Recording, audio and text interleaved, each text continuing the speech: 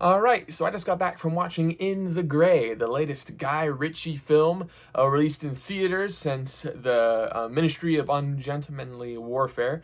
He did come out with The Fountain of Youth last year, but that was straight to streaming garbage, which I didn't watch. So this is his latest theater movie. This review is coming a little late.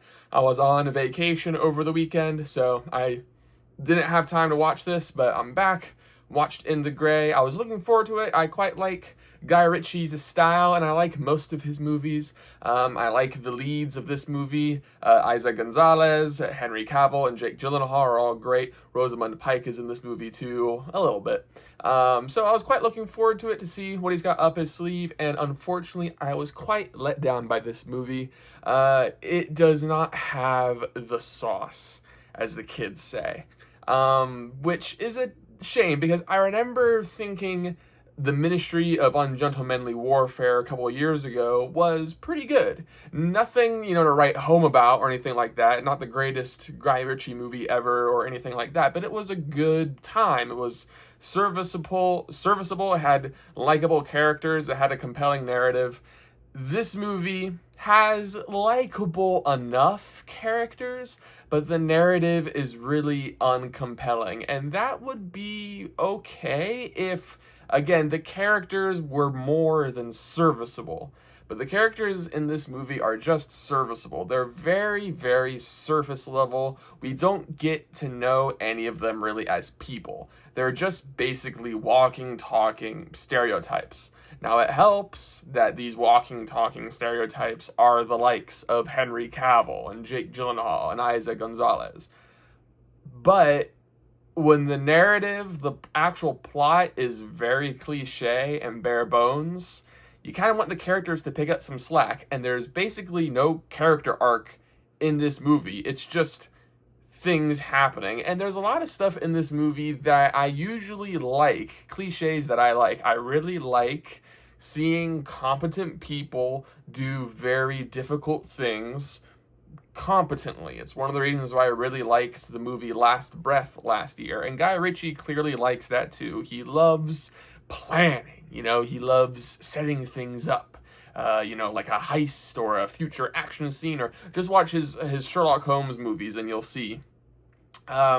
So, and that's all over this movie, but that's kind of all this movie is. And there is no character. They try to they do explain the backstory, the relationship between Isa Gonzalez's character, who's basically a lawyer for big businesses who give money to nefarious people, and then for reasons it's not really super important, and then when they want their money back, they want their debts to be paid, and obviously these crime lords don't want to pay the money. They send these lawyers to go and collect it, and she's a really good one, and she has this really good team led by Henry Cavill and Jake Gyllenhaal's characters, who are fiercely loyal to her, like very, very loyal to her.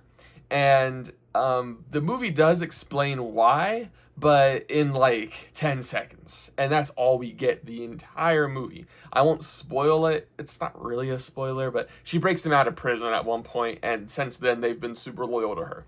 That's basically why they're with her all the time. Why they're so ride or die. And that's all the explanation they give you. They don't explain how she found out they were in prison, how she knew who they were, how these guys are so competent at, modern warfare, basically, and espionage, and why they're so loyal to her even though she broke them out of prison. Like, they're loyal to the death. And so we're just watching this, and I have to make up in my head reasons why they're so close, because the movie gives you none. So if the movie spent more time on character and less time on plot, I think I would have enjoyed it a whole lot more. But unfortunately, it doesn't do any of that, and I didn't enjoy the movie that much. Again, it's still got stuff that I enjoy from Guy Ritchie, but it's definitely not one of his better movies.